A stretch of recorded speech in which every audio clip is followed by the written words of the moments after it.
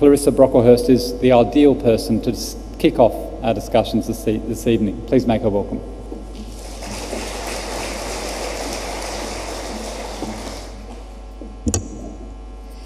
It's a really great pleasure to be here, a great pleasure to be in such a beautiful city, especially when the weather in New York is really not nearly as good as it is here. So thank you very much for having me. I thought I'd take advantage of being the first speaker to just put up a couple of slides to give you the picture of where we are in terms of water and sanitation globally.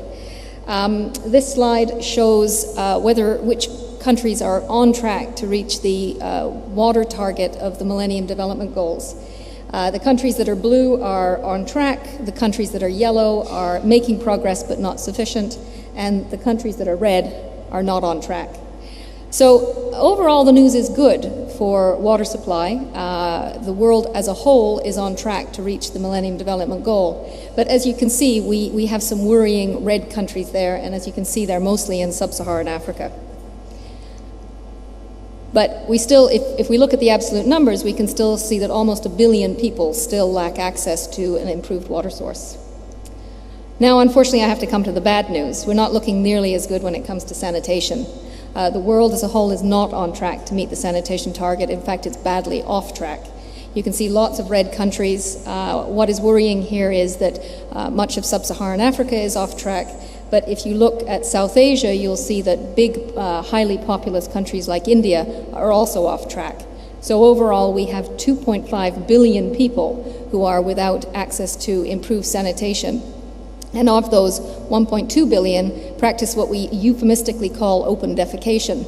These are people who have no sanitation facilities at all. So why is water and sanitation and hygiene so important? Why do we get so worried about these figures? Well, it's because of the amazing impact that water, sanitation, and hygiene has on a range of issues. And the first thing I've flashed up there is the obvious impact on things like health, nutrition, and HIV/AIDS. Water and sanitation have a direct impact on health. I'll talk about that a bit more in a minute. But in terms of nutrition, for instance, children who suffer from frequent bouts of diarrhea or worm infestations, even if they are getting enough food, they may still be malnourished. People living with AIDS, it's very hard to ensure quality of life and ensure survival of people living with AIDS if they're not in a clean and hygienic environment. Education, improving WASH in schools is crucial to making sure that children attend school, and I'll talk about that in a bit more detail in a minute. Water and sanitation, therefore, have an immense impact on poverty. If we look at, for instance, the time spent collecting water, many families are losing out on opportunities for economic development because they're spending so much time fetching water.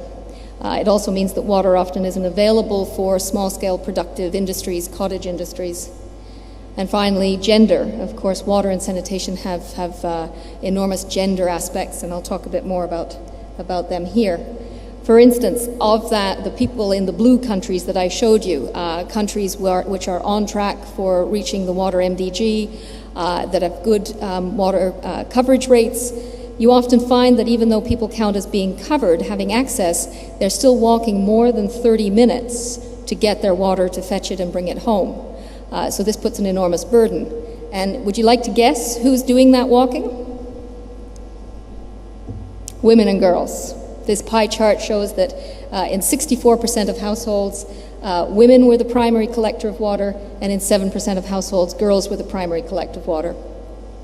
I'm sure that wasn't much of a surprise. The second way that water and sanitation have a gender impact is through school water and sanitation. Water and sanitation are crucial to make sure that children go to school and can continue to go to school, and this is particularly important to make sure that girls go to school.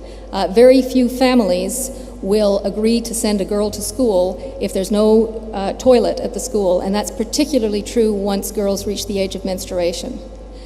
So just when we most need girls to be in school, they drop out. And why? For the simple reason that there's no private clean toilet at the school. What this means is that for agencies like UNICEF, when we're trying to do water and sanitation in schools, if we want to make sure that the facilities that we install actually have the impact we want, which is to keep girls going to school, then we actually have to design them differently. So it's not just a matter of putting toilets in the schools, but making sure that they are girl-friendly toilets, that they cater to girls' menstrual hygiene management needs and to their need for privacy and dignity. I want to talk a little bit about health.